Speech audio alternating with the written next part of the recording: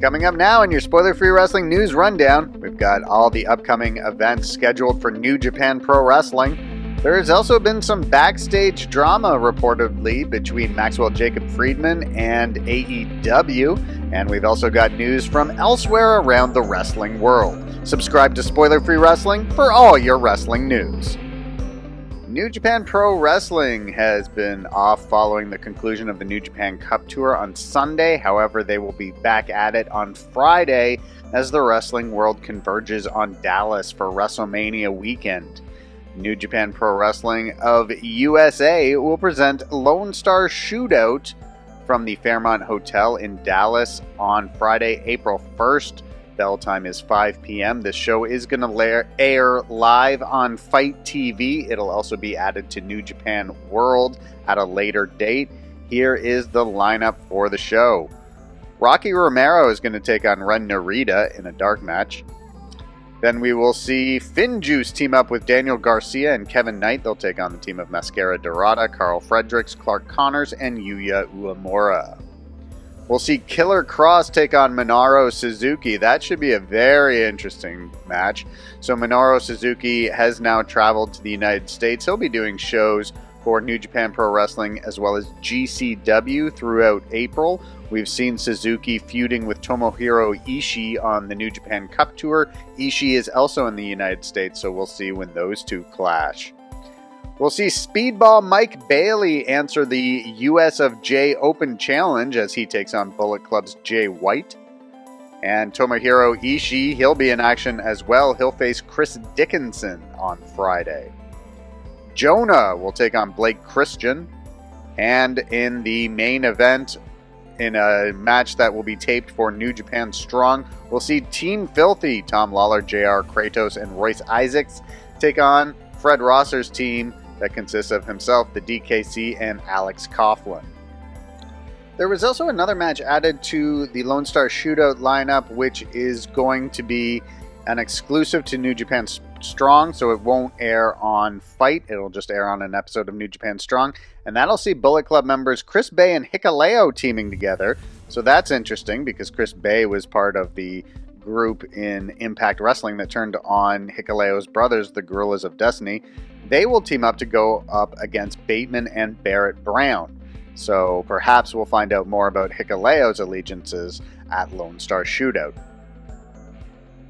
Then on Saturday, New Japan Pro Wrestling will air a new episode of Strong on New Japan World. Matches for this show were taped at Strong Style Evolved from Tampa, Florida. Here are the three matches that will air on Saturday night. We will see Rocky Romero team up with his best friends / Chaos teammate Wheeler Yuta, and they will take on the team of JR Kratos and Black Tiger. We'll also see Finjuice, David Finlay, and Juice Robinson in action. They'll take on Jonah and Shane Haste. And then in the main event for the Strong Openweight Championship, Tom Lawler defends against Clark Connors. Then, beginning next week, New Japan Pro Wrestling in Japan is back at it as they present the Hyper Battle Tour leading up to Hyper Battle on Saturday, April 9th. In our last video, we ran down the matches for that big show. Leading up to it, just a bunch of multi-person tag team matches on Sunday, Monday, Tuesday, and Thursday leading up to the big event. From there, New Japan Pro Wrestling will hold a set of tapings for Strong on Sunday, April 10th from the Vermont Hollywood in Hollywood, California. And then the following Saturday, they will present a pay-per-view that will air live on Fight TV on Saturday, April 16th from Chicago. That's Windy City Riot. So far announced for the pay-per-view. Jay White will hold his US of J Open Challenge.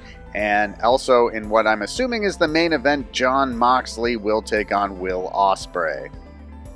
But if that's not enough New Japan Pro Wrestling content for you, there is something very special happening as I am recording this on Hiromu Takahashi's YouTube channel. As you can see by the pictures on your screen, Hiromu Takahashi is sleeping in Korakuen Hall. He's got a little blanket and pillow set up going on right where the ring normally is, and he is live streaming himself sleeping for 8 hours, which is a healthy amount of sleep for him to get. So that's over at Hiromu Takahashi's YouTube channel. If you would like to watch him sleep for several hours, that is an option you now have. It is still not exactly clear where Kenta's allegiances lay in the Bullet Club versus Guerrillas of Destiny rivalry. Now, Tama Tonga had sent him a tweet basically saying, hey, you're not invited to align with the Guerrillas of Destiny in this rivalry against Bullet Club, but Kenta has continued to tweet some ominous things. For instance, New Japan Pro Wrestling tweeted this clip of Hikuleo confronting Jay White at Strong Style Evolved in Tampa, Florida, and Kenta responded to the tweet saying, I got your back. But whose back was he referring to? Does he have Hikuleo's back? Is he going to align with Hikuleo, who is still in Bullet Club? Or is he saying he's got Jay White's back? That if Hikuleo is going to come after Jay White, he will have Jay White's back. It's not really clear. And as we mentioned in the last video, Tangaloa has been tweeting some things that say he's having trouble wrapping his head around what has happened over the last month. And so Tangaloa had tweeted out that this past month has been frustrating, confusing, and effed up. As I look at the match today, I have more questions than answers. Kenta responded, and the translation of his tweet is up on your screen now. He said, don't let me say it over and over. The place where I should always return is where there is a beard and a muscular idiot. Okay, well, Gato's got a beard. There's plenty of muscular idiots all around. So who is Kenta referring to here? Who is Kenta saying that he's going to align with when he does return? Of course, Kenta has been out of action since night 3 of Wrestle Kingdom. He is healing various injuries that have accumulated. Tama Tonga also tweeted out a poll that asked fans who he should go after first on his hit list. Should he target Jay White, who kicked him out of Bullet Club? Should he target Evil, who cheated to eliminate him from the New Japan Cup? Should he target Bad Luck Fale, his fellow original member of Bullet Club who turned on him? Or should he turn on Carl Anderson, also an original Bullet Club member who turned on him and rejoined Bullet Club? So far, as I'm recording this, Jay White is leading the poll. 40.7% of respondents said that Tama Tonga should target him first. In second place is Bad Luck Fale with 25.6% of the vote. Evil is at 17%, and just below him is Carl Anderson at 16.9%. Moving on into All Elite Wrestling news, there's been some drama and some news regarding Maxwell Jacob Friedman and his current contractual status with AEW. So MJF appeared on Ariel Helwani's YouTube show recently, and actually it was a really entertaining interview. As is always the case, MJF was in character the entire time. Then some reports came out that AEW was not very happy with MJF regarding this interview. Later details would surface saying that MJF did not clear the interview with All Elite Wrestling and Warner Media, and that led to a bit of a disagreement between MJF and Tony Khan. It was then reported in the Wrestling Observer, or on the Wrestling Observer website, that MJF and Tony Khan had cleared the air. They had a bit of a disagreement regarding MJF not clearing the interview, but that's all it was. However, then Fightful Select reported that MJF is frustrated regarding his contract with AEW and wants to be paid more. Up on your screen now, you see Wrestle Purist has posted a little clip from that article saying, I know MJF is frustrated about his contract, wants to be paid more, and that's just the long and short of it. There are a lot of people who have come in after him that are getting paid way more. So MJF, of course, signed with AEW at the beginning of the promotion's existence, and his contract comes up on January 1st, 2024.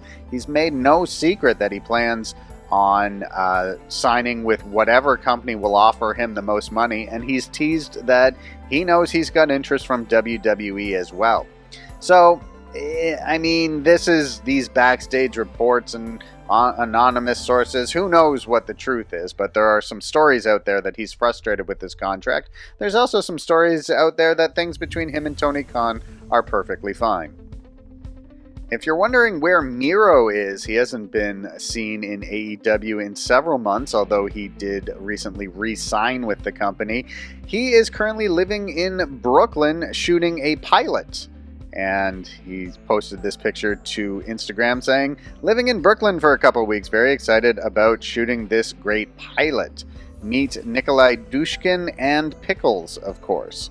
So if you're wondering where Miro has been, it seems like he is working on some outside projects currently. AEW's Hardy Boyz have been booked for the first time ever by AAA Lucha Libre in Mexico. The company held a press conference yesterday to talk about Triple Mania Tijuana, which is going to take place on June 18th. They are doing multiple Triple Mania events this year, the first one coming up on April 30th from Monterrey, Mexico. So on June 18th, the Hardy Boyz are booked to take on Dragon Lee and Dralistico in tag team action. The New World Order's Buff Bagwell has made a surprising babyface turn on Twitter. Bagwell has been tackling some addiction issues recently while staying with Diamond Dallas Page, much like Jake Roberts and Scott Hall did in the past, and he's been very active on Twitter. So he was on Twitter during an episode of AEW Rampage and sent out this tweet about Nyla Rose, just saying, Nyla Rose is huge. How is she not the women's champion? That match was a perfect build for her. And as unfortunately often happens on social media, there was some transphobic comments made about Nyla Rose, and Buff Bagwell was having none of it. He just responded to a tweet saying, please sit down, grown folks are talking. And in a follow-up tweet, he added, some people were surprised with my tweet last night about Nyla Rose, but I am 100% behind the LGBTQ community. And not only that, but he has been learning an awful lot about how young people speak online lately, and he's been sharing what he's learned on Twitter. He wrote, let's do a recap. I'm a based Chad, and though I don't personally enjoy pussy, I get why others do. Am I missing anything? Buff Bagwell was then added to Joey Janela's Spring Break 6 Part 2 Battle Royal called the Clusterfuck. And so Buff Bagwell getting a bit of a career resurgence after some activity on Twitter. Moving on to WWE news, and yes, we always do those last. PW Insider is reporting that Shane McMahon is going to be in Dallas for WrestleMania weekend and doing some promotional stuff for the company. This will be the first time Shane McMahon has been involved with WWE since the Royal Rumble back in January, where it was reported that he was very confrontational backstage regarding the booking of him in the Royal Rumble match and his planned angle with Seth Rollins. So there had been reports back then that Shane McMahon was essentially gone from WWE, but according to PW Insider, he will be back this weekend. According to a report from Andrew Zarian, WWE will be returning to Saudi Arabia in September for what will likely be a TLC pay-per-view. There was no TLC event held in 2021. And WWE is also expected to be running a pay-per-view event in the United Kingdom during Labor Day weekend in September as well. Also concerning WWE, Paul Heyman revealed in an interview this week that he signed a new long-term deal with WWE in 2021. He said, this much I will say. I re-signed with WWE last year. It was a long-term agreement, and they created a situation where I would have been a fool not to take them up on their offer. So I'm locked in for a while, is what he said on the Sports Media podcast recently. He also said that the contract he has allows him to work on outside projects as well. And Johnny Gargano was also on Renee Paquette's podcast and talked a little bit about why he decided to leave WWE. And he noted that he wasn't leaving WWE because he had an offer somewhere else. He was just leaving WWE because he felt it was time. He told Renee, "I wasn't leaving to go to any particular place. I kind of just felt I needed to go because I felt like if you watch a TV show or if you watch anything in general, if you see the same character," and obviously I changed character, I turned heel, I did funny stuff, I did things like that here and there, but if you see the same person on TV for 5 years, 6 years, it gets stale. I believe that being off TV and being away makes people miss you, and I think people need to have a chance to miss you. So Johnny Gargano continues to be a free agent. He will be appearing at WrestleCon over WrestleMania weekend, but there has been no announcements regarding his return to the ring. All Elite Wrestling will present an episode of Dynamite tonight from the Colonial Life Arena in Columbia, South Carolina. Include Andrade El Idolo taking on Darby Allin. Also, FTR, Cash Wheeler and Dax Harwood will take on the Gun Club, Austin Gunn and Colton Gunn. There will also be an Owen Hart Cup Women's Tournament qualifying match as the Bunny will take on a new signing to the promotion. So AEW has promised that they are bringing in a new name for their women's division, and they will debut tonight on Dynamite and take on the Bunny.